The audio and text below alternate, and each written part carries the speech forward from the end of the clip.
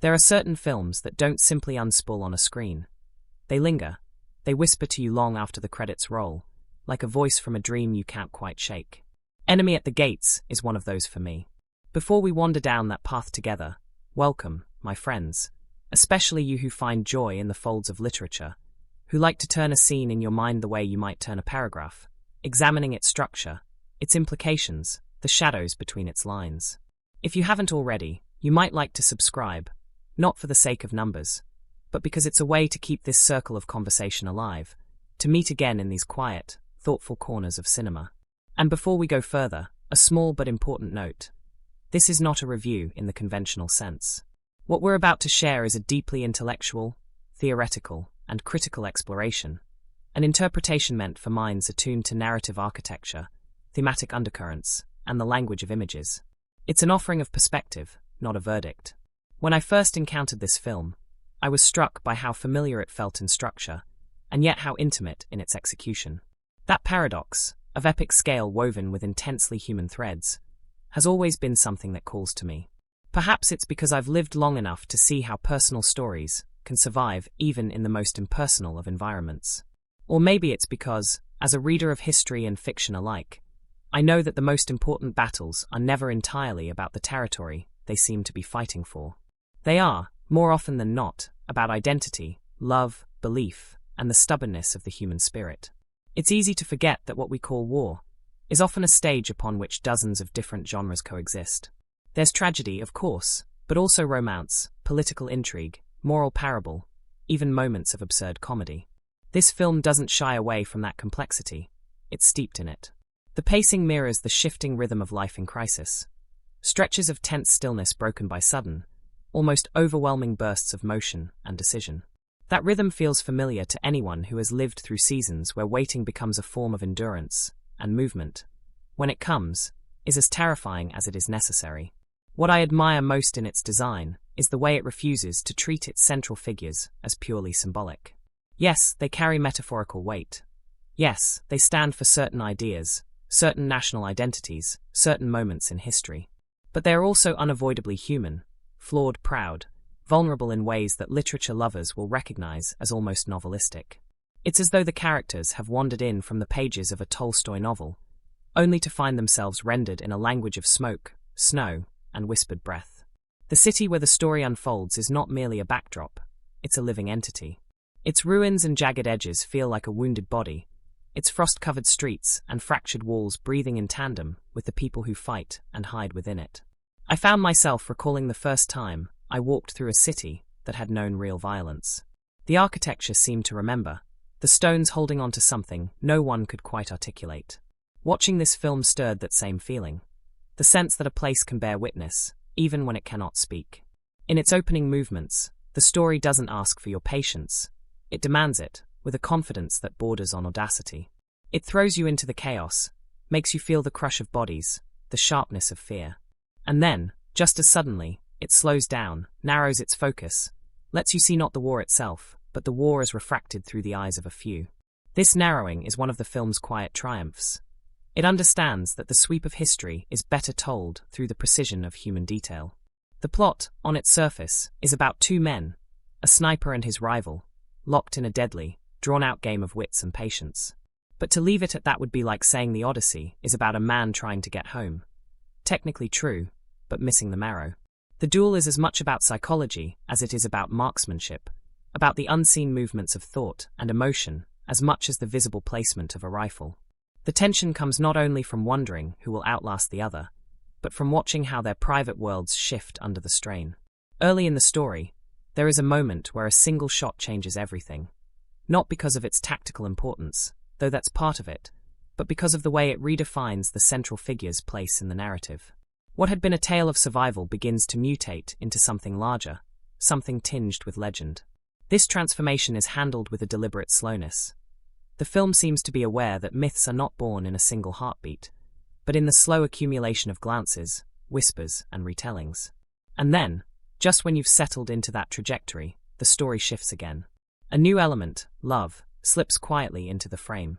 Not the sweeping, all-consuming love of melodrama, but the kind that grows in unlikely soil. It's cautious, fragile, and all the more affecting for its uncertainty. This relationship doesn't exist to soften the film. It exists to complicate it. Suddenly, the duel is no longer just between two men. It's about what each stands to lose beyond their own life. The supporting figures, too, are drawn with care. There is a political officer whose role could have been purely functional, but instead becomes a subtle study in ambition, loyalty, and the way ideals can erode under pressure. There are civilians whose brief appearances feel like entire lives glimpsed through a keyhole. Small vignettes that remind you the war's toll is not measured solely in soldiers' fates. These moments are what give the film its moral weight, its sense that every decision, no matter how strategic, ripples outward into the fabric of countless unseen stories. What I find particularly effective is how the film uses silence. In an age where so much cinema is afraid of stillness, here it becomes one of the most potent tools. The quiet between shots, the pauses in conversation, the moments when a character simply breathes and waits. These are where the real suspense lives. As someone who has spent more hours than I can count with books where the most important thing is left unsaid, I have a deep appreciation for this restraint. It feels honest, and honesty, in a story like this, is worth more than any amount of spectacle. Of course, there are spectacles, scenes where the scale is undeniable, where the choreography of movement and chaos feels almost overwhelming. But these are carefully placed, like bursts of orchestral music in an otherwise minimalist score. They're reminders of the larger forces at work, the tides of history that no individual can fully control, no matter how skilled or determined. And here's where the most intriguing twist comes, not in the form of a sudden revelation, but in the slow dawning of a truth, that victory in this kind of story is never absolute. Even the most decisive moments are shadowed by loss, by the knowledge that survival itself carries its own burdens. It's this understanding, I think, that elevates the film beyond its genre. It's not simply telling you who wins and who loses. It's asking what those words even mean when the cost is measured in more than lives. I won't give away the precise shape of the ending here, not because it's some guarded secret, but because the impact depends on the journey you take to reach it. I will say that the final stretch is one of the most tightly wound sequences I've seen, a masterclass in pacing where every gesture feels loaded, every sound amplified by the knowledge that the smallest slip could change everything. It's the kind of ending that leaves you both satisfied and unsettled, aware that the resolution is as fragile as the truce between silence and sound. In the days after I first watched it, I found myself returning not to the moments of action, but to the quiet exchanges, the small acts of risk and care. A glance held a fraction too long, a word spoken under one's breath, a hand reaching out in the dark. These were the things that stayed with me, the way a single sentence from a novel can haunt you more than the plot that carried it. Perhaps that's why the film resonates so deeply with me. Not because of the duel at its center, though that's brilliantly crafted, but because it understands that every duel, no matter how private, is shaped by the world around it. That no story, however tightly focused, can ever be entirely sealed off from the currents of history, love, and loss. Watching it feels like reading a novel that has been stripped down to its most essential lines, and yet still contains entire chapters between those lines, waiting for you to imagine them into being. And so, as we step away from this conversation for now, I'd invite you to think about the stories you've encountered, whether in books, films, or your own life, that have this same duality, vast in scope, intimate in detail. The ones that can hold both the sweep of history and the quiver of a single hand in the same frame. That's where the richest narratives live. That's where this one lives, too, in all its stillness and all its storms. The first image that comes to mind when I think about the beginning is not an explosion or a rifle. It's the sound of movement, that ceaseless rustle of bodies in transit. A river of people, but not the kind you see spilling out of a train station on an ordinary day. This was desperation given shape. Faces pressed together, hands clutching at satchels, at children, at nothing but air. The scene feels almost too crowded to contain, and the air, if you can imagine it, is already thick with smoke before the shooting even starts. The journey begins on a train that is less transport and more cattle car, carrying fresh recruits toward the front.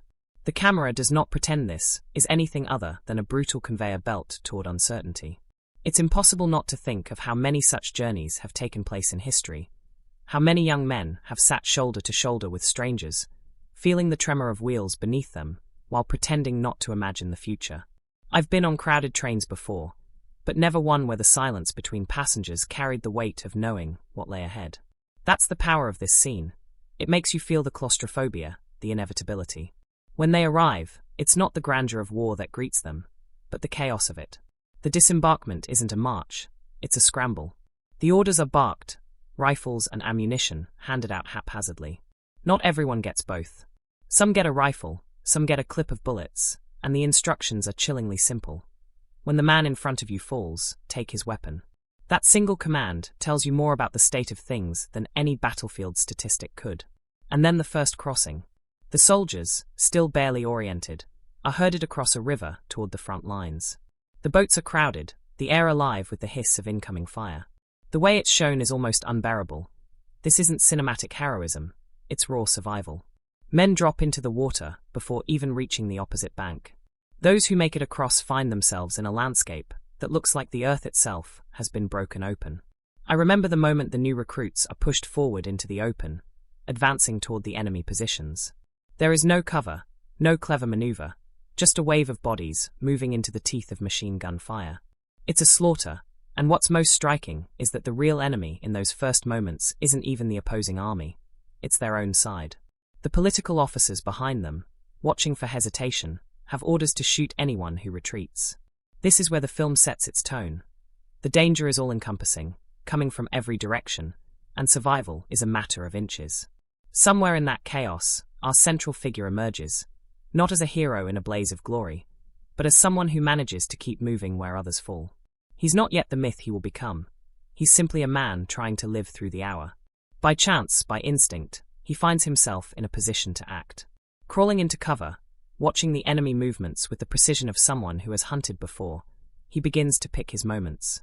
His first shots are measured, almost quiet against the backdrop of noise, but they have an effect. Not just in terms of the men they strike down, but in the eyes of those who witness it.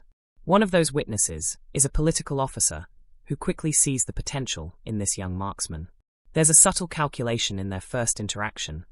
The officer recognizes that what the war effort needs is not just skill, but a story. A figure to rally around, a name to place in the mouths of soldiers and civilians alike.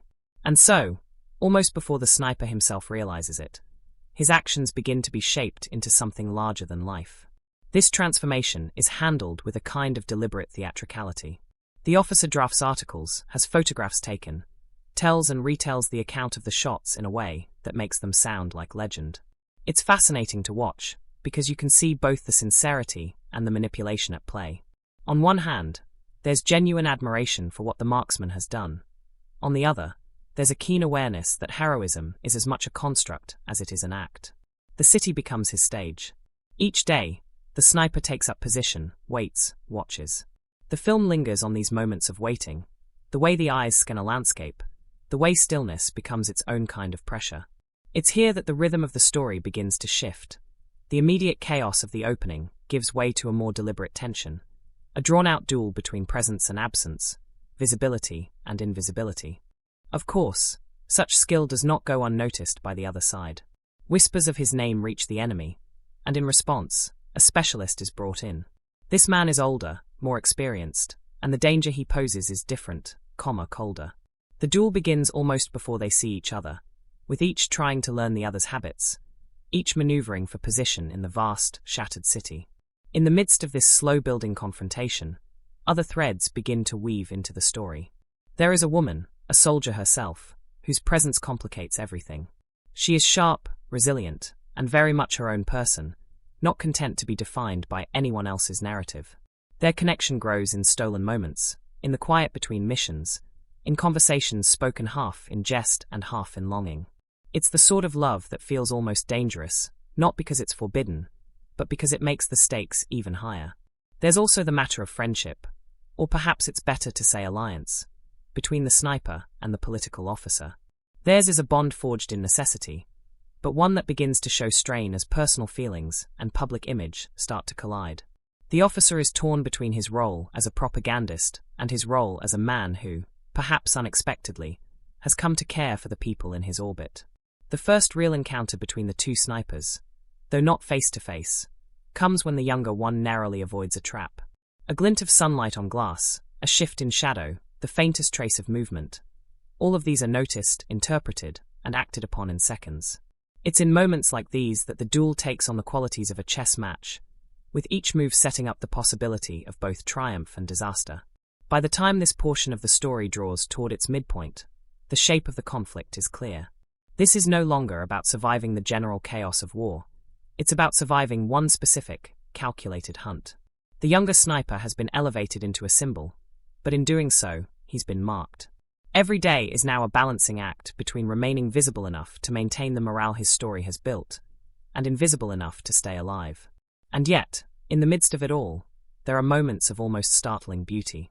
A shared piece of bread, the flicker of candlelight on a stone wall, a laugh that feels out of place, but is all the more precious for it. These details are not distractions from the war. They're reminders of why it matters who wins, why it matters who lives. In the end, these small things feel as significant as any gunshot, as any maneuver across the ruins. The air has a weight to it now, thicker, denser, like every breath must be filtered through the knowledge of what's coming. The ruined city, already a skeleton of stone and smoke, seems to grow quieter in these days, as if holding its breath for the inevitable. The duel has stopped being a rumor and has become the spine of daily life. Each step the young sniper takes now feels amplified, watched, recorded in the imaginations of those who believe in him, and perhaps even more keenly in the mind of the man who hunts him. It begins with a shift in the enemy's tactics. Positions that were once safe now feel exposed, as though someone has studied his patterns and is nudging him toward a fatal mistake. There's a morning when he's lying prone behind a shattered wall, scanning the terrain, and a single faint sound, too deliberate to be wind, alerts him. He doesn't move. Not a muscle. Minutes stretch into hours, and though he never sees the man who made that sound, he knows. It's not the ordinary soldier. This is the other one. The one with the patience to wait, the discipline to let the moment ripen until it becomes inevitable. The pressure is unrelenting. At night, the conversations with the woman he's grown close to take on an edge. There's affection there, even joy in stolen moments, but also the unspoken understanding that their time might be rationed in ways neither of them controls. She tries to dissuade him from taking unnecessary risks, but he knows that's not an option. Not when every appearance, every kill, has been turned into part of a larger myth. Then comes a moment of betrayal. Not the obvious kind, not a treachery shouted from rooftops, but a quieter, sharper cut. A small piece of information, something only a few could have known, reaches the wrong ears. The trap that's laid for him is elegant in its simplicity. An exposed position that promises the perfect shot, baited with just enough to tempt him. The only thing that saves him is instinct, a sudden unease that makes him pause, check the angles again, and withdraw.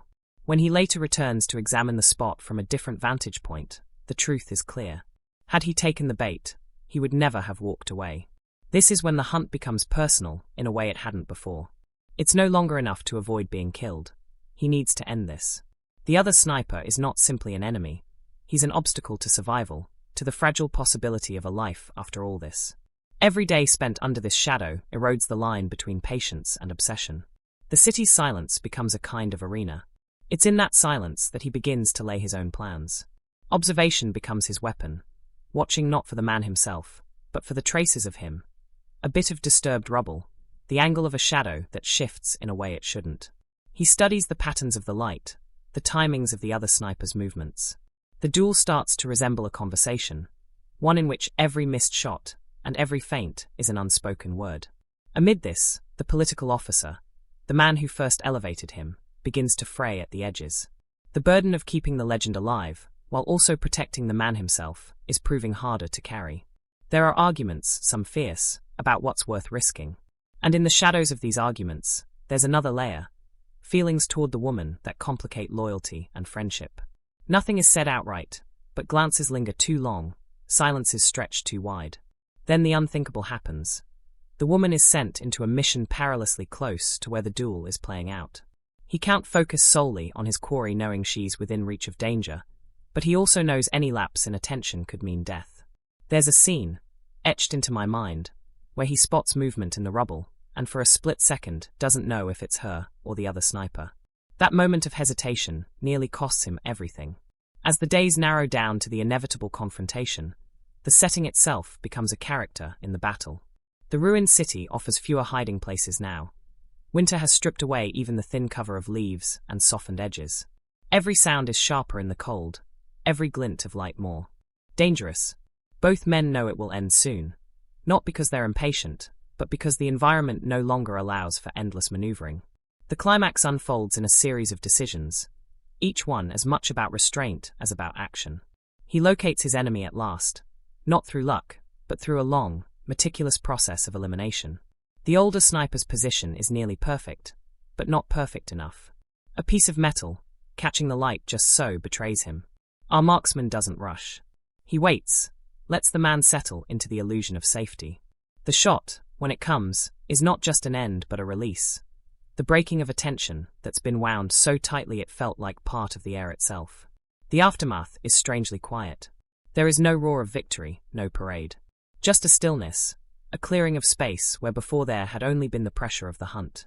He walks through the city not as a man transformed, but as someone who has simply made it through one more day. And yet, in the faces of those who know, there's recognition, not just of what he's done, but of what it cost.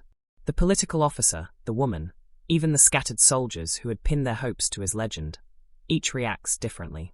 Some with relief, some with the pragmatic understanding that another danger will come soon enough.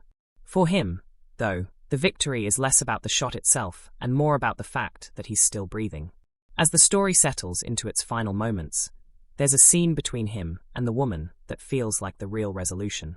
It's not dramatic, no sweeping declarations or passionate embraces, but something quieter, truer. A shared glance, a touch of hands, the knowledge that both have survived this particular chapter. It's enough. And then, as the camera drifts away, the war continues beyond them. Because in this world, survival isn't the end of the story, it's just another beginning. The duel may be over, but the city still groans under its own weight, and the air is still thick with smoke and memory. The legend will live on, shaped and reshaped by those who tell it, but the man himself walks forward, carrying both the burden and the freedom of having lived through what so many did not. The faces from that story stay with me, less like images on a screen, and more like people I've met somewhere, in a different life, under harsher skies. They walk through my mind in fragments, a shadow passing over rubble, a profile outlined against the pale light, a voice low with urgency. I think of them not as archetypes or mere instruments of a plot, but as human beings, bound together by a siege that pressed the breath out of everything, leaving only what was absolutely essential in a person. The sniper at the center, the young man pulled from obscurity into the glare of manufactured legend, has a quality that isn't easily categorized. He begins as almost painfully ordinary, a soldier shaped more by circumstance than by any self-proclaimed destiny. Yet, somewhere between those early shots and the drawn-out duel that defines him, something inside hardens, not in the sense of becoming cold, but in the way iron hardens under repeated blows. He's not immune to fear. In fact, his greatness comes precisely because fear is a constant companion. Every decision is made with the knowledge that it might be his last, and yet he still chooses to take the shot. There's a humility to him, almost awkward at times, that makes his skill feel less like arrogance and more like a quiet, steady defiance of the odds. What strikes me most about him is that he's never fully at ease with the role others have written for him. The propaganda machine paints him as a larger-than-life figure, but you can see in the way he moves, measured, economical, that he doesn't believe his own myth. It's as though he knows that myths are brittle, and that the real work of survival happens far away from the photographers and their staged victories. His relationship to fame is almost one of suspicion. He understands that it can protect him in some moments, but make him a target in others. And beneath it all, there's a flicker of longing, not for glory, but for anonymity, for the luxury of being just another nameless man in the crowd. Then there's the woman, sharp-eyed, resolute, moving through the story with a kind of quiet dignity that makes her unforgettable. She's not defined solely by romance or by the role of the love interest, as so many lesser films might have done. She has her own agency, her own convictions, and she carries the war in her body language as much as in her words. She's lost people, lovers, friends, pieces of herself, and yet she still chooses to stay, to fight, to risk. Her bond with the sniper is not the sudden, reckless spark of two people who stumble into each other's arms. It's a slow, layered connection born from shared danger and mutual recognition. She sees the man behind the scope, the one whose hands sometimes shake when the day's work is done. And he, in turn, sees her not as someone to shield from the ugliness, but as someone who understands it as deeply as he does. The political officer is a more complex figure, one I find myself circling around in thought. At first glance, he's the orchestrator, the one who sees opportunity in turning a talented marksman into a symbol. He's clever, quick with words, and deeply aware of how perception shapes morale. But beneath the surface there's a tension, a man caught between the demands of duty, personal ambition, and the unpredictable mess of human emotion. His attachment to both the sniper and the woman shifts over the course of the story, sometimes protective, sometimes self-serving, and sometimes tinged with an unspoken jealousy. He understands strategy, but his greatest weakness may be that the battlefield of personal feelings is one he can't map as easily as troop movements. Even the rival sniper, the unseen figure for much of the tale, becomes a character you can almost touch. He's not given endless monologues or overt explanations. Instead, his presence is felt in the patience of the hunt, the precision of a trap laid, the restraint of a man who knows the value of waiting. There's a certain respect, even if it's grudging, between him and his quarry. They're bound together by their craft, each learning the rhythms of the other's mind. When I think about him, I imagine a man who has long since stripped away any illusions about heroism. For him, the duel isn't personal in the way it is for his enemy. It's work, perhaps even art, and he approaches it with the same discipline a painter gives to a canvas. Yet that detachment is, in its own way, chilling. It's the calm of someone who has stood at the edge so often that the drop no longer frightens him. Around these central figures swirl others, who carry the weight of the siege in smaller, but no less telling ways. Soldiers who measure time not in hours, but in the number of cigarettes. Between shellings, civilians who dart through the rubble with the desperation of people who know that the street they cross today may not be there tomorrow. Messengers who speak quickly and look away, as though eye contact might tether them too closely to those they might lose. Each one, even if only glimpsed for a moment, adds texture to the world, reminding us that the main players are not alone in their struggle, that the war is not just their duel, but a grinding, shared endurance. The interplay between these characters is what makes the story so alive. The sniper's steadiness contrasts with the political officer's restless energy. The woman's quiet strength balances the ever-present danger that hums between them all. Their relationships are shaped as much by what they don't say as by what they do. Long silences in dimly lit rooms, glances exchanged across crowded shelters, the way a hand lingers a second too long on a shoulder before withdrawing. I think often about how each of them is, in some way, performing for someone else. The sniper performs for the city that needs its hero, even as he dreams of stepping out of that role. The woman performs strength for those who might otherwise see her as vulnerable, though she knows vulnerability is simply part of being human. The political officer performs loyalty and control, though inside he's wrestling with desires and fears he can't fully voice. Even the rival sniper performs, projecting an image of invulnerability to mask the fact that any mistake, any moment of distraction, could end him. And yet, for all their performances, the moments that truly define them are the ones where the mask slips. When the sniper confides his doubt, when the woman admits her fear, not of dying, but of losing someone she's come to care for. When the political officer's voice cracks, just slightly, in an argument. When the rival sniper, in a fleeting gesture, betrays his own frustration at being outmaneuvered. These are the beats that make them human, that keep them from becoming mere symbols in a war that eats symbols as readily as it eats men. By the end, you realize that survival for these characters isn't just about making it through the day alive.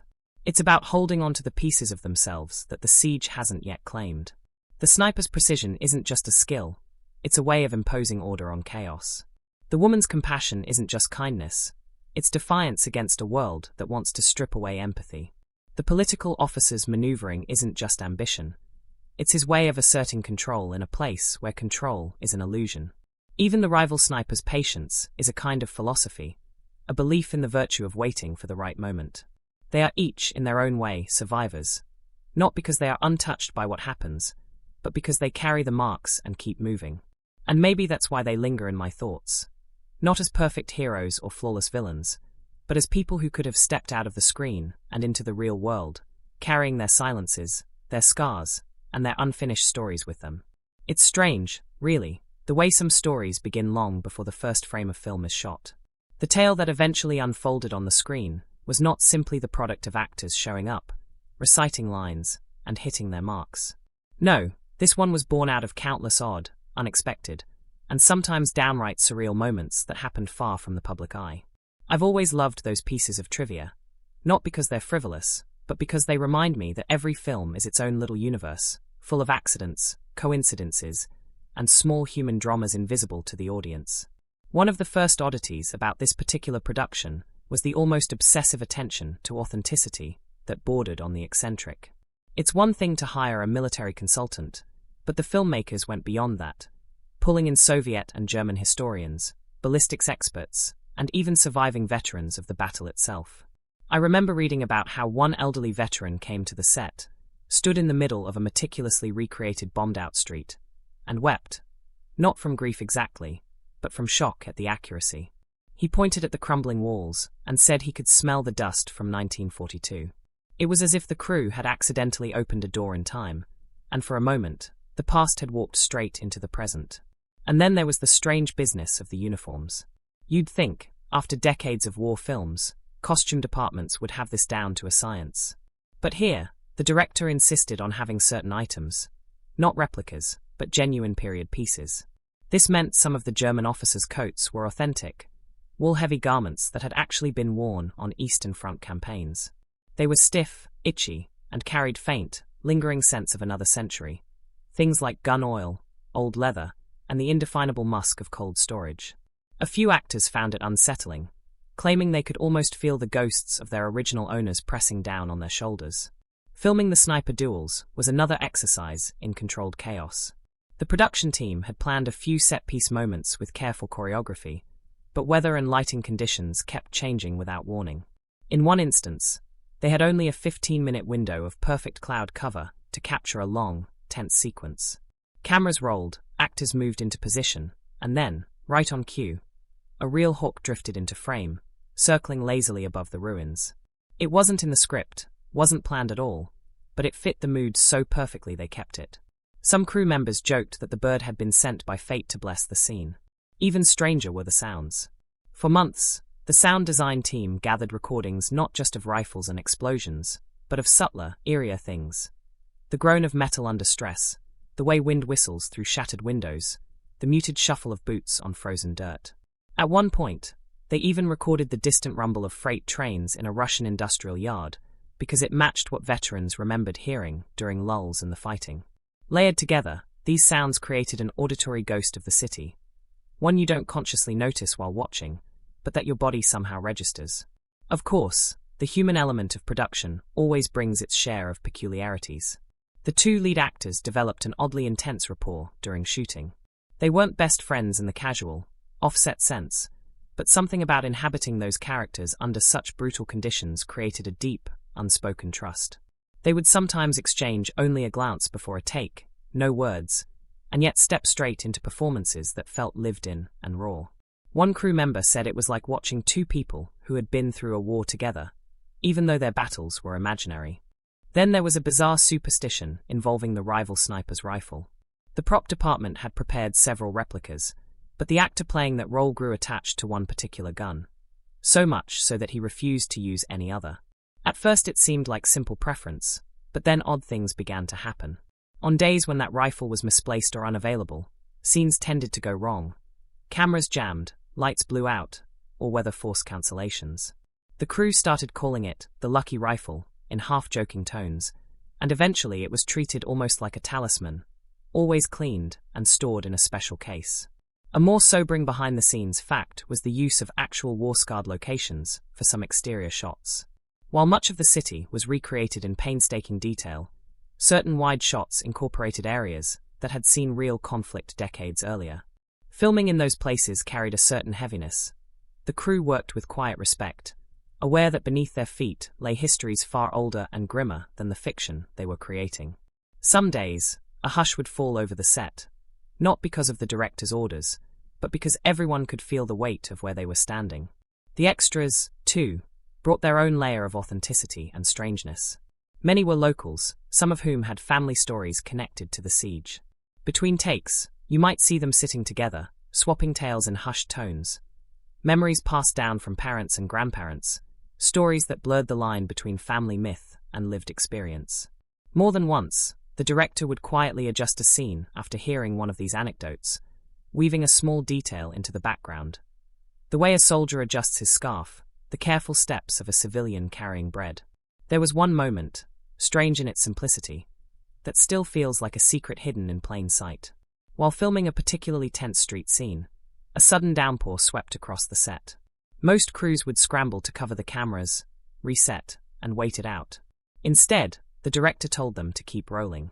The rain wasn't in the script, but the actors embraced it, moving through the slick streets with an urgency that was almost desperate. Later, when the scene was cut together, you could see water pooling in craters, dripping off helmets, blurring vision, and somehow, it made everything feel more immediate, more dangerous. Another odd fact: the film's main musical motif was reportedly inspired by an old Russian lullaby the composer's grandmother used to sing. This was never announced publicly, but if you listen closely, the melody has a strangely comforting undercurrent, even in moments of high tension. It's as if, buried beneath the noise of war, there's a memory of home, of something gentle that refuses to be erased. Even the casting process had its peculiar twists. One key supporting actor was chosen not through the usual auditions, but after the director spotted him in a cafe, completely absorbed in a chess game. There was something in the way he leaned forward, the intense stillness of his gaze, that felt perfect for the character. A man whose life depends on waiting for the exact right moment to move. He was approached on the spot, and within a week, he was on set, learning to handle a rifle. Food on set became its own strange subplot. To keep extras and crew in the right mindset, catering sometimes served the kind of rations that might have been available during the siege: black bread, thin soups, potatoes boiled with skins. It wasn't a strict rule, but it created a certain atmosphere. One actor said it made the hunger in some scenes much easier to play, because it wasn't entirely pretend. And then, in a twist almost too poetic to be real, the final day of filming ended with a snowfall, thick, silent flakes drifting down over the rubble. It wasn't forecast, and no one expected it, but there it was, a quiet white shroud over the remnants of the set. Some saw it as a blessing, others as a haunting, but everyone stood there for a few moments, watching the world turn pale and still. What I love about these strange facts is how they remind me that a film isn't just the product of a script and a schedule. It's the sum of countless little accidents, obsessions, and moments of human connection. It's the hawk circling overhead, the lucky rifle, the rainstorm no one planned for. It's the way a melody can carry a grandmother's voice across decades, or how an old coat can make an actor feel the weight of history on his shoulders. In the end, those behind-the-scenes oddities become part of the story too, not on the screen, but in the memory of everyone who was there. And maybe, in some quiet way, they seep into the film itself, like faint scents in a well-worn coat, lingering for anyone who knows to breathe deeply enough. There's a curious thing about watching a war film through the eyes of someone who is less interested in the sweep of military history and more concerned with the quiet, fragile, human truths that emerge under the weight of catastrophe. The grand events matter, of course, the gunfire, the maneuvers, the shifting balance of victory and loss, but what always lingers for me are the small turning points, the moments that, on paper, may seem like plot devices, yet in their execution, carry the moral and emotional core of the story. One of the earliest events that deserves a closer look is that first jarring arrival into the city. Not the city as we know it in photographs or tidy museum dioramas, but a sprawling ruin where every wall has a wound and every shadow hides the echo of something unspeakable. The way the film frames this entrance is telling. It isn't the triumphant march of an army, but the awkward, stifled shuffling of men stepping into a nightmare they only half understand. Cinematically, this is a declaration of war on the romantic illusions of battle. There's no swelling patriotic music, no polished heroism. Instead, we see cold, hunger, and the uneasy realization that the human body is far more fragile than the propaganda suggests. This shift in tone sets the stage for the film's entire critical perspective. War is not a chessboard, but a graveyard that keeps opening its mouth wider. Then there's that first duel, the moment when the sniper steps into his role as a figure of myth. It would have been easy to present this as a flashy, slow-motion spectacle, the sort of thing that looks good in trailers. But here, the duel unfolds with an almost unbearable patience. The camera lingers not on the bullet's flight, but on the tension in the sniper's eyes, the faint tremor in his breathing. We are made to feel the weight of waiting, the calculation of wind and distance, the reality that death in this war is not about explosions. It's about stillness, and the moment when stillness breaks. From a critical standpoint, This is a moment where the film begins to blur the line between survival and performance. The sniper's kills are not just tactical necessities. They are soon woven into the fabric of state propaganda. Here's where the narrative takes on a deeper complexity. The soldier becomes both a weapon and a symbol, a human being whose personal victories are reshaped into stories for the masses. This duality is crucial. It tells us that war doesn't only kill bodies. It consumes identities, bending them into whatever shape the political machinery requires. And then, of course, comes the arrival of his rival. This is where the film pivots into something closer to a psychological thriller, but one that remains rooted in the mud and rubble rather than sleek, stylized danger. The rival is not a villain in the comic book sense. In fact, the film treats him with a strange kind of respect, showing him as a professional, meticulous, almost ascetic in his discipline. The duels between them are battles of wit as much as skill, and here's where I think the film's critical heart beats the loudest. It refuses to frame the enemy as a caricature. By humanizing both sides, the story forces us to confront the fact that war pits equals against equals, and that moral judgment in such a setting becomes a far murkier affair. One particularly striking event is the first failed attempt to take the rival down. On the surface, it's a simple plot beat. Hero tries, hero fails, stakes increase. But the way the scene unfolds has more to do with philosophy than mechanics.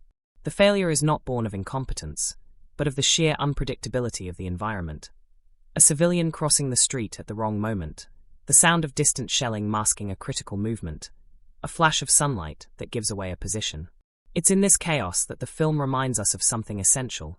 Skill may win battles, but chance decides fates. There's also the love story threaded through these events, and while it may seem, at first glance, like a conventional subplot meant to humanize the hero, its execution is more layered than that. Love here is not a distraction from war, it's a rebellion against it. Every whispered conversation, every stolen glance is an act of defiance, a refusal to let the machinery of death define every second of life. Yet, as the story progresses, this personal connection becomes entangled with the broader stakes, and we begin to see how love, too, can be weaponized, used as leverage, as motivation, as a way to manipulate a soldier into risking more than he should. From a thematic standpoint, the interplay between the sniper duels and the love story works like a counterpoint in music.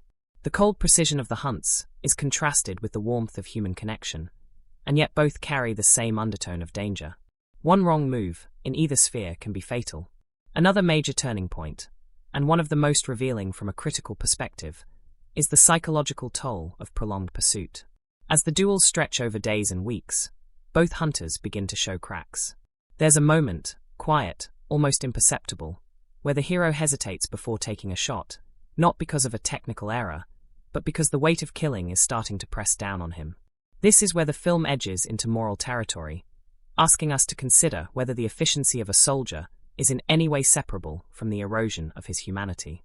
Even more haunting is the scene where a young boy becomes involved in the game between the two snipers. This isn't the usual war film trope of a child in danger serving as a convenient emotional beat. Here, the child is drawn in willingly, eager to prove himself useful, perhaps even heroic. But the film treats this with devastating realism. In war, innocence is not simply lost. It is bartered away, piece by piece, until the line between helper and victim becomes tragically blurred.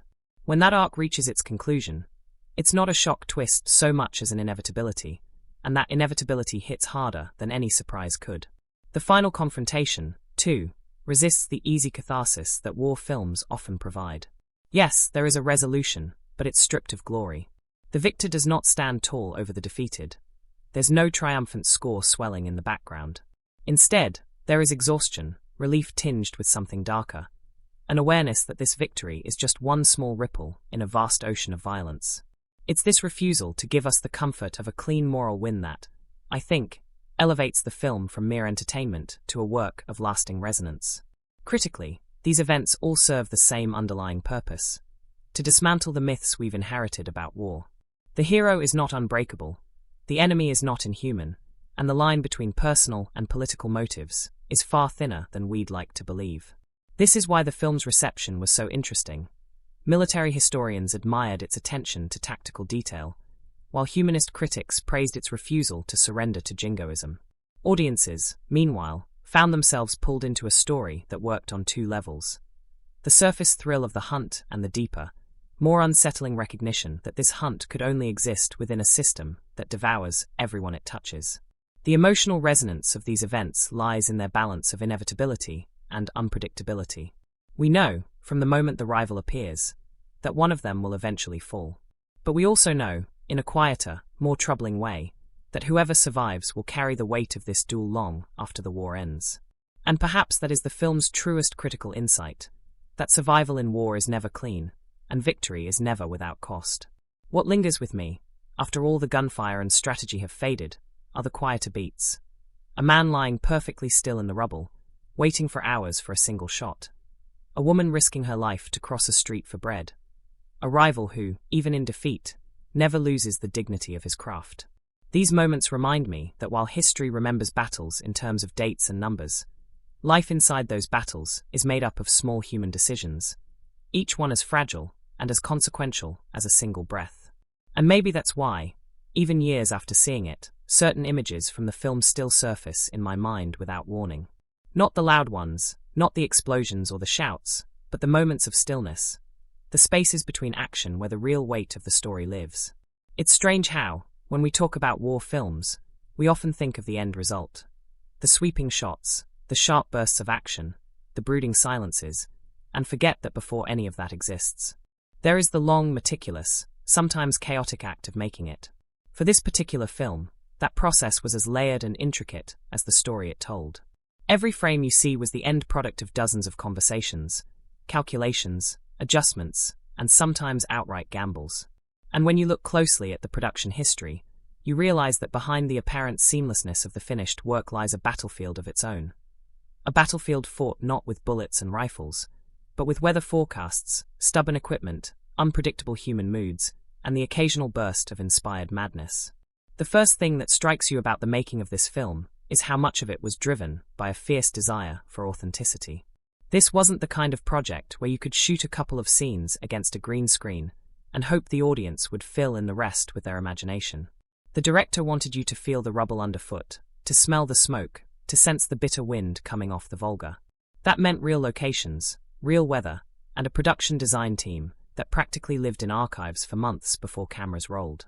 They sifted through thousands of wartime photographs, studied the architecture of Stalingrad down to the shape of its lampposts, and even consulted surviving veterans on details like the exact shade of grime that coated uniforms after weeks in the trenches.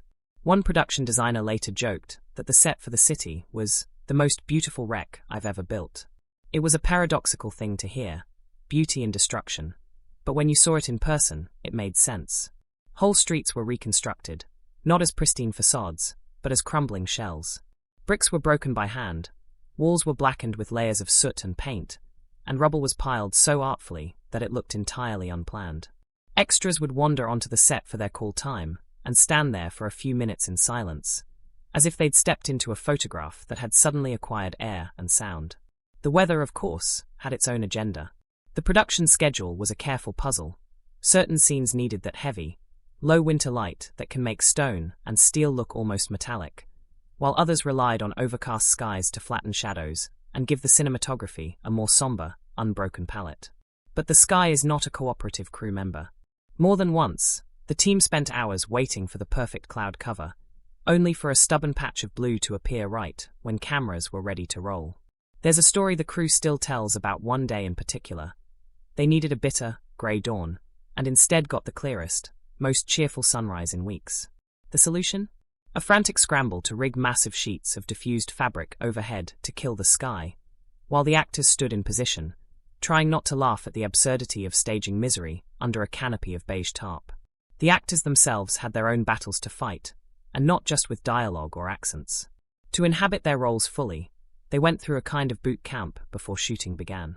It wasn't the grueling, tear-you-down military training you sometimes hear about, but it was immersive enough to leave its mark. They learned to strip and assemble rifles, to move silently through rubble without dislodging so much as a pebble, to read the terrain with the practiced eye of someone whose life depends on it. One cast member admitted later that even after filming Wrapped, he found himself instinctively scanning rooftops whenever he walked through a city. Once the habit was in place, it was hard to shake. There were moments, too, when the line between performance and reality blurred in unsettling ways. One day, during a particularly tense sniper sequence, a sudden crack rang out from somewhere beyond the set. It turned out to be nothing more than a plank snapping under the weight of a camera rig, but in that split second, every head turned toward the sound, every muscle tightened. The director kept the cameras rolling, capturing reactions so raw they ended up in the final cut. It was an unplanned reminder that fear doesn't need a script, it just needs a trigger. Props and costumes became their own little worlds of obsession. The wardrobe department didn't simply make uniforms. They aged them, softened the fabric until it looked and felt like it had been worn for months, stitched and restitched small tears. They even experimented with dusting clothes in mixtures of ash and fine sand, so the actors wouldn't look freshly dressed each morning. Weapons were another rabbit hole. Some were authentic, carefully decommissioned to make them safe on set, while others were replica builds with subtle differences that only the armorer and the director could probably spot. The rifles were heavy, deliberately so, to ensure the actors moved as their characters would, with the slow, deliberate economy of soldiers who know that every ounce of gear matters. There's one particularly charming story about the pigeons. Early in production, a few key shots called for flocks of birds to take flight as background texture during sniper standoffs. Simple enough, the crew thought, until they realized pigeons are unpredictable co-stars. The bird wrangler, yes, that's an actual job, spent hours coaxing them into position, only for them to stubbornly remain perched when the cue came. On more than one occasion, an assistant director had to wave his arms wildly off camera to get them moving, looking more like a frantic street performer than a member of a serious film crew. The final results look effortless on screen, but in reality, they were the product of a lot of seed, patience, and suppressed laughter. Sound design had its own small miracles. The echo of gunshots wasn't simply recorded on set. It was engineered later by firing similar weapons in abandoned industrial complexes to capture the right kind of metallic reverberation. Footsteps on rubble were recreated in a Foley studio, where an engineer spent hours crunching across trays of gravel, broken tile, and even old plaster. This layering of real and recreated sounds gave the film a kind of sonic texture that you might not consciously notice, but would absolutely miss if it weren't there. The cinematography was, perhaps more than anything else, the glue that held all these elements together. The director of photography had a very particular vision: to keep the camera moving like a watchful observer, never too intrusive, never too distant. Long lenses were used to compress the space between hunter and hunted, making even wide-open ruins feel claustrophobic. In contrast, certain intimate scenes used shallow focus, so that faces became islands of clarity in a blurred, uncertain world. These visual choices weren't arbitrary. They were deliberate reflections of the story's shifting psychological terrain. Not everything went smoothly, of course. Filming in such detailed, debris-strewn sets meant accidents were almost inevitable. Crew members occasionally twisted ankles, lights fell victim to sudden gusts of wind, and once, an entire day's worth of exterior shots had to be rescheduled when unexpected rain turned the dry winter dust into ankle-deep mud. But those challenges also bred a kind of camaraderie. People helped each other across the rubble, shared thermoses of tea between takes, and swapped absurd war stories. Not from history books, but from the trenches of filmmaking itself. One of the more unexpectedly poignant moments came near the end of the shoot, during a scene that involved dozens of extras as weary soldiers trudging through the city. The day was cold, the light was fading, and everyone was exhausted. Between takes, the extras began quietly singing an old wartime song. Softly at first, then with more voices joining in. It wasn't planned, it wasn't on the call sheet, but the sound carried across the set and seemed to settle over everyone like a shared memory. The director listened, then quietly told the sound team to record it. That spontaneous chorus ended up being woven, almost imperceptibly, into the background of one of the film's most haunting moments. Looking back on the production as a whole, it's clear that the story on screen was mirrored, in some small way, by the story behind the camera. The battles may have been staged, the danger simulated, but the perseverance, the resourcefulness, and the quiet moments of connection were entirely real. Filmmaking, like war, is a series of impossible demands met with whatever tools you have at hand. And if you're lucky, those tools include people who care enough to get every detail right. Even now, years later, crew members still talk about those months as something singular, a time when they built not just a movie, but a world, brick by brick, shadow by shadow, only to dismantle it all when the work was done. The rubble was cleared, the pigeons went back to wherever pigeons go, the uniforms were packed away. But the memory of that strange, beautiful wreck of a set, and the people who brought it to life, remains as vivid as anything that made it to the screen. The first weeks of shooting were a kind of honeymoon for everyone. The crew was fresh, the sets were breathtaking, and the novelty of being part of something so ambitious hadn't yet given way to the bone-deep fatigue that inevitably comes later. During this time, you could walk through the sprawling city reconstruction and see pockets of laughter and chatter. Costume assistants patching a coat while humming old folk songs, grips swapping ridiculous nicknames for the massive lighting rigs, extras in full battle dress practicing their best wounded soldier, limps with exaggerated drama that had the makeup team rolling their eyes. One of the earliest fun surprises came from the set decorators. They'd gone to such lengths to make the environment realistic that they started adding little Easter eggs, in places the camera might never see. An empty vodka bottle tucked into a corner of a ruined room, a faded propaganda poster, so authentic-looking that visiting dignitaries asked if it was a real artifact. Once, an actor found a playing card nailed into a wall and asked if it meant anything symbolic.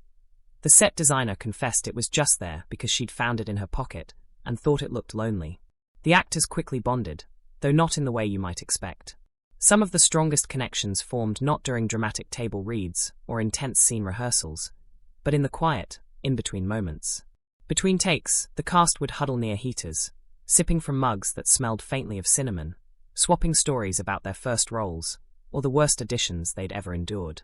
There was a camaraderie that grew from shared discomfort, cold fingers, heavy costumes, the knowledge that tomorrow would probably bring more of the same.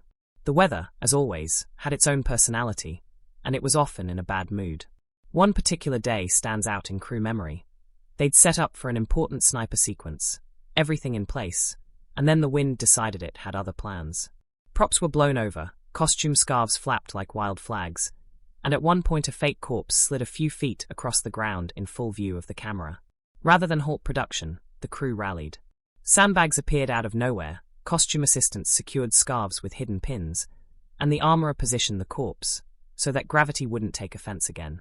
By the end of the day, the footage was perfect, and you'd never know that, just off frame, 3 crew members were lying flat on the ground holding things steady.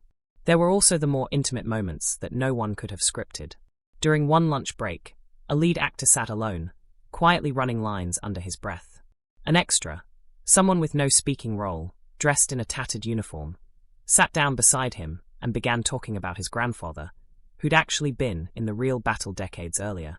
What started as casual conversation turned into a half-hour of shared silence, broken only by the extras' quiet recollections. The actor later said that was the moment he truly understood the weight of the story they were telling. One of the most surprising things about the set was how often real emotion would sneak in during rehearsals. The actors had been trained to keep a layer of distance between themselves and the harrowing events of the script. Self-preservation, really. But every now and then, something would pierce that armor. In one scene involving the discovery of fallen comrades, an actor was supposed to simply pause, glance down, and keep moving. But when they rehearsed it, he stopped completely, his breathing quickened, and his eyes filled with tears. The director didn't call cut. The moment made it into the film, unplanned and unrepeatable. Humor, oddly enough, was a survival tool. War films can drag everyone into dark places, so laughter became a kind of rebellion. There was a day when a prop malfunction turned into an impromptu comedy show. A door that was supposed to burst open during a dramatic entry scene refused to budge, no matter how hard the actor pushed. On the third try, the door gave way so suddenly that the actor stumbled through, tripped, and landed in a heap, still holding his rifle upright, in what was somehow the most disciplined pratfall ever captured. The whole crew erupted in laughter, and the take became a cherished blooper reel staple. The crew also had to navigate the fine balance between safety and authenticity. Explosions were choreographed down to the millisecond, with stunt coordinators rehearsing the timing over and over. But one day, a gust of wind shifted the smoke in an unexpected way, and for a brief moment it engulfed the camera operator completely. Everyone froze, but then the operator's voice came through the radio, calm as anything. Still rolling. That earned him a standing ovation from both cast and crew once the smoke cleared. Food was another shared anchor. The catering team quickly became the unsung heroes of the production. They learned who preferred strong coffee, who always went for extra bread, and who needed a gentle nudge to eat something warm between takes. On the coldest days, they'd hand out steaming bowls of soup right on set, so no one had to trek to the canteen. Those little acts of care built bonds as strong as any scripted relationship. Some of the challenges were less about logistics and more about endurance. Long days in heavy costumes left everyone physically drained. The boots, authentic to the period, were stiff and unforgiving. More than one actor ended the day with blisters, and the wardrobe department became expert in discreetly padding shoes without altering their look. Between scenes, actors would discreetly stretch or massage aching legs, often with fellow cast members lending a hand. Animals on set brought their own share of unpredictability. The pigeons, already infamous for their stubbornness, once decided to roost on a sniper's perch that was central to a scene.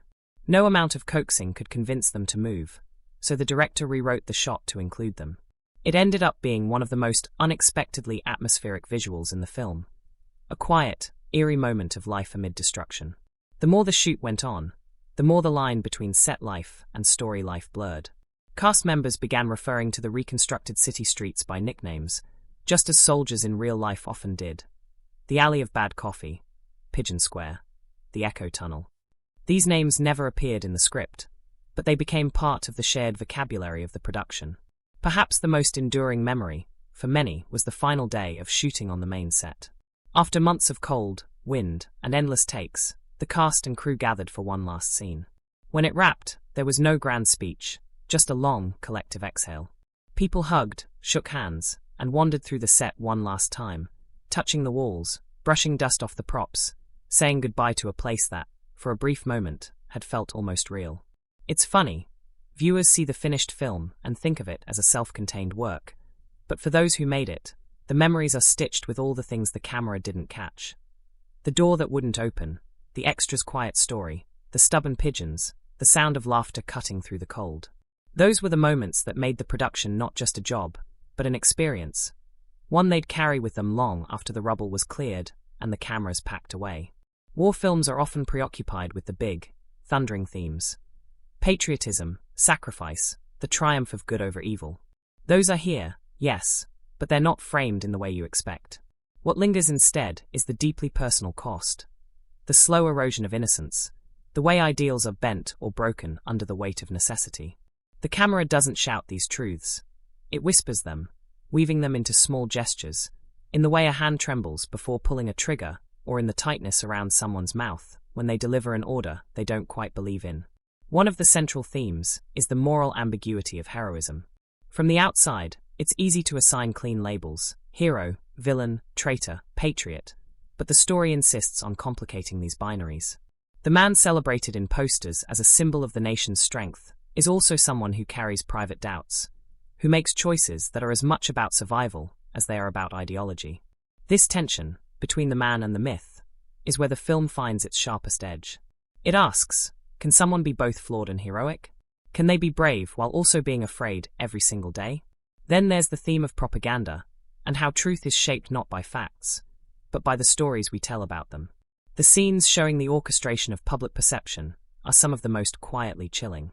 Here, victory is not just about who survives the day, but about who controls the narrative. A single well-timed photograph or headline becomes as powerful as 1,000 bullets.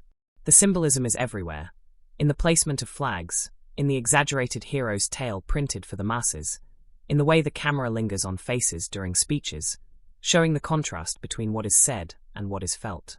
Isolation is another thread woven tightly into the film's fabric. The sniper's life, by nature, is one of solitude. Even in a city swarming with soldiers, the work requires stillness, invisibility, patience that feels almost monastic. This physical isolation mirrors an emotional one. Long sequences are dedicated to the quiet between shots, the empty stretches where nothing happens, but the subtle shifting of light or the faint sound of footsteps far below. In those moments, the war seems to recede, and what remains is the raw, exposed humanity of someone waiting. For a target, for a chance, for an end they can't quite picture. Love and connection emerge, almost unexpectedly, in the middle of all this devastation. It's not a sweeping romance, it can't be, not here, but rather a fragile, tentative thing, as though the characters are afraid to hold it too tightly in case it breaks. And that, in its own way, becomes a symbol.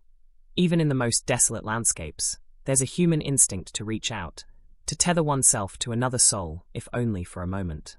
The tenderness between the two central figures serves as a kind of counterpoint to the violence, a reminder of what's at stake beyond the battlefield.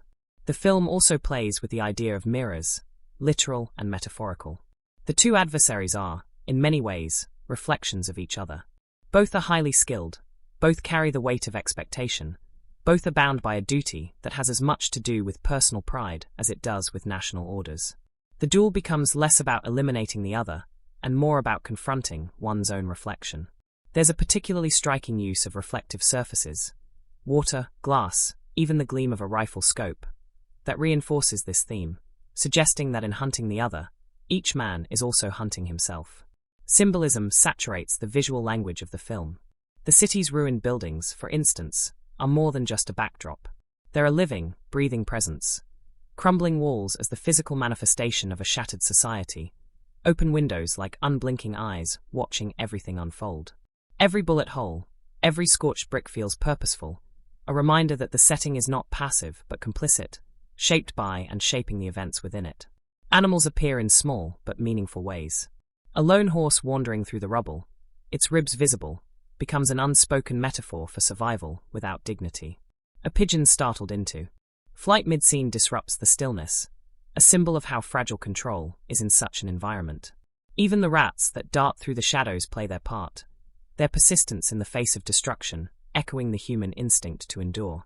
Light and shadow are used with almost painterly precision to underscore emotional beats. The snipers' hideouts are often shrouded in deep, claustrophobic darkness, broken only by narrow shafts of light, hope filtering in but never quite filling the space. The enemy's approach is often signaled not by sound, but by a shift in light, a flicker that betrays movement. In one haunting moment, the golden glow of sunrise spills across the ruins, momentarily transforming the landscape into something almost beautiful, until the sound of gunfire reminds you where you are. Silence, too, becomes a kind of symbol. In war, noise is constant, explosions, orders shouted across distances, the metallic click of weapons. But here, silence is weaponized. It stretches between characters like a taut wire, holding more tension than the loudest battle scene. A long pause before a trigger is pulled can feel louder than any explosion. That silence is a reminder of the personal stakes, the mental battle that runs parallel to the physical one. The film also flirts with the theme of inevitability. From the moment the duel begins, there's a sense that it can only end one way, though which way is uncertain. This inevitability is reinforced through recurring imagery. The slow drip of water from a broken pipe, the methodical winding of a watch, the regular toll of a distant bell. Time moves forward, unstoppable, and with it the sense that the confrontation is as much fate as choice. Even the smallest props are loaded with meaning. A shared cigarette becomes an unspoken truce between comrades, a tiny rebellion against the machinery of war. A scarf, wrapped hastily around a neck, is more than warmth. It's a connection to home, to a life before the rubble. The rifles themselves are characters in their own right, not just tools but extensions of the people wielding them, each scratch and dent telling its own story. When you start looking for it, you realize the entire film is a tapestry of contrasts. Stillness and violence, intimacy and distance, truth and propaganda, life and death. These juxtapositions are not accidents. They're the heartbeat of the narrative. Every moment of tenderness is set against a moment of brutality, every victory shadowed by a loss. It's this layering that makes the story so haunting long after the credits roll. And perhaps the most resonant theme is resilience. Not the triumphant, banner-waving kind, but the quiet, stubborn variety that keeps people moving forward one step at a time. It's in the way characters adapt to impossible conditions, in the way they find slivers of humanity amid the wreckage. It's in the decision to keep going even when victory feels abstract, even when the outcome might be defeat. The beauty of this film is that it doesn't spoon-feed its meanings. It trusts you to notice the details, to feel the weight of the symbols without having them explained. You come away not just having witnessed a duel, but having wrestled with questions about identity, morality, and what it means to survive, not as a soldier, but as a human being. The themes and symbols aren't decorations. They're the bones of the story, holding everything together beneath the surface. By the end, you're left with images you can't shake. A patch of sunlight on a cracked wall, the sharp glint of a scope in the distance, the quiet exhale after a shot. These moments linger because they're more than just cinematic flourishes. They're the film's language, speaking in a dialect of metaphor and emotion that reaches past your intellect and into your gut. And that, more than anything, is why it works. Not because it tells you what to feel, but because it gives you the space to feel it for yourself. There's a certain kind of magic that happens when craft and storytelling meet. When every choice, from the way the camera moves to the way a scene fades to black, feels intentional, deliberate, and yet invisible in its effortlessness. This film doesn't just tell a story. It builds a world with its techniques, the kind you don't just watch but step into, almost without realizing it. From the first frame, it's clear that this isn't the kind of war movie that drowns you in relentless explosions and noise. No, this one is patient. It watches. It waits. And in that waiting, it teaches you how to see. The opening minutes are a masterclass in establishing atmosphere. The palette is muted, greys, browns, and sickly greens dominate the screen. It's not just about making the city look like it's been beaten into dust. It's about stripping away the warmth from the world, leaving you with a place where life clings on but joy has long since left. The cinematographer resists the temptation to romanticize the rubble. Instead of sweeping beauty shots of destruction, the camera lingers low, often at the character's eye level, making you feel their perspective. You're not hovering above the war, you're in it. One of the most striking techniques is the way the camera treats space. The battlefield isn't vast and sprawling, it's tight, claustrophobic.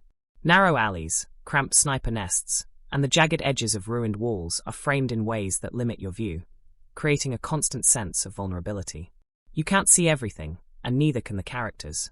This choice heightens tension, because danger could be lurking just outside the frame. The director knows that what you don't see can be more terrifying than what you do. Sound design plays a role that's almost invisible until you start paying attention. The gunshots aren't just loud. They're sharp, abrupt, the kind that slice through the air like an accusation. The echo lingers just long enough to remind you of the emptiness surrounding the characters. Even silence is weaponized here. There are long stretches where all you hear is breathing, the faint scrape of a boot on stone, or the distant moan of the wind through broken windows. This isn't the polished, clean silence of a soundproof studio.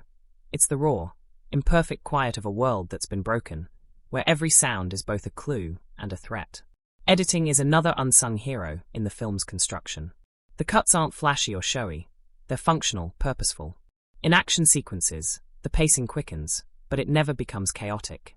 You always know where you are in space, which is essential in a story where positioning and line of sight are everything.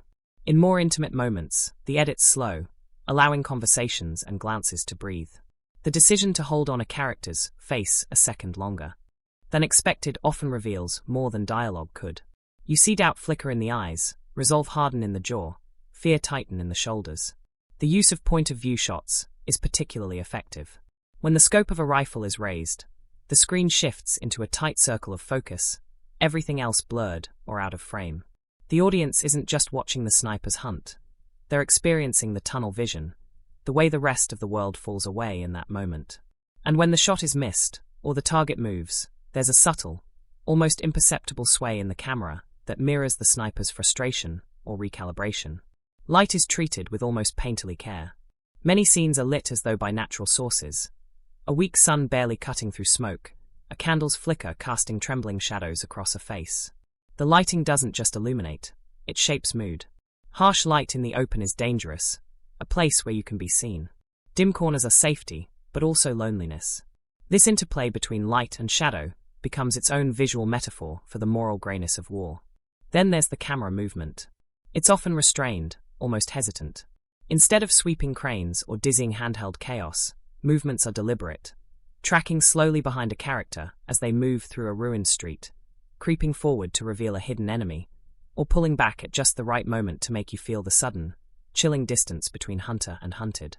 The steadiness makes the moments when the camera does jolt, say, during a sudden explosion, feel all the more disorienting. One of the most impressive choices is the film's willingness to let the audience sit with discomfort. In many scenes, the camera simply holds position, refusing to cut away, as if daring you to look away first. When a character lies still, hidden for hours, you feel those hours stretch. Not because the film is slow, but because it refuses to rush the reality of what this work demands. This technique blurs the line between viewing and experiencing, which is why so many moments linger long after the credits roll. The atmosphere is also shaped by the film's minimal use of music. Rather than leaning heavily on a sweeping score to tell you how to feel, the music is often sparse, almost hesitant, arriving in small, precise doses. A low, steady pulse underscores moments of tension, while strings swell only in rare, deeply human moments, usually when the war's noise momentarily fades and the story turns inward. The restraint makes those few musical moments hit harder, like a sudden gust of warmth in the cold. Color grading plays its part, too. There's a desaturation that flattens the palette, making the few instances of vivid color stand out with almost startling intensity. A red scarf, a patch of fresh green grass, the blue of the sky breaking through smoke. These colors don't just draw the eye. They remind you, in small doses, of life beyond the war, of beauty that still exists but is painfully out of reach. From a technical standpoint, the film balances intimacy and scope in a way that feels effortless. The close, detailed shots of personal struggle are punctuated by occasional wide frames showing the devastation of the city. An entire neighborhood reduced to skeletal structures, smoke curling into the sky. These moments are reminders that while the duel between the central characters is deeply personal, it's also part of something unimaginably larger. As for the box office side of things, this film had an interesting journey. It wasn't the kind of war movie designed for mass-market dominance, yet it carried the visual scale and craftsmanship of a blockbuster. The budget allowed for meticulous set construction, whole city blocks recreated with painstaking attention to historical accuracy. Reports from the production suggested that even the smallest background details were obsessively researched, from the texture of the uniforms to the pattern of cracks in the brickwork. This authenticity didn't just serve history buffs. It made the entire film more immersive for casual viewers, too. The gamble was that such a methodical, atmospheric approach might not appeal to audiences expecting non-stop action. And yet, when it hit theaters, it found its niche. Word of mouth spread among those who valued its quieter intensity, its almost literary pacing. While it may not have broken box office records in the way summer action spectacles do, it recouped its costs and secured a long tail of viewership, especially in international markets where historical war dramas tend to resonate deeply. Interestingly, the film's afterlife was almost as important as its theatrical run. DVD sales, television rights, and later streaming availability allowed it to reach audiences who might have missed it the first time. Its slow-burn storytelling rewarded repeated viewings, which helped cement its reputation over time. Critics were divided. Some found the pacing too deliberate, others praised its precision, but even detractors often acknowledged the sheer craftsmanship of its filmmaking techniques. The director's commitment to authenticity extended to the actors, who were put through a kind of boot camp to understand the physical and mental demands of their roles. Some learned to handle rifles with the precision of trained marksmen. Others studied the body language of soldiers in archival footage. These details may never be consciously noticed by every viewer, but they contribute to the film's credibility in ways you can feel, if not name. Even the weather played a part in production decisions. Many exterior scenes were shot in overcast conditions to maintain visual consistency and avoid the harsh contrast of bright sunlight on rubble. When natural weather didn't cooperate, large diffusion screens were used to mimic the gloom. The result is a visual world where the sun always seems hesitant, as though even the light is reluctant to touch the ruined city. What's remarkable is how all these techniques, sound, editing, camera work, lighting, and even the business of budgeting and box office planning, don't just coexist, they reinforce one another.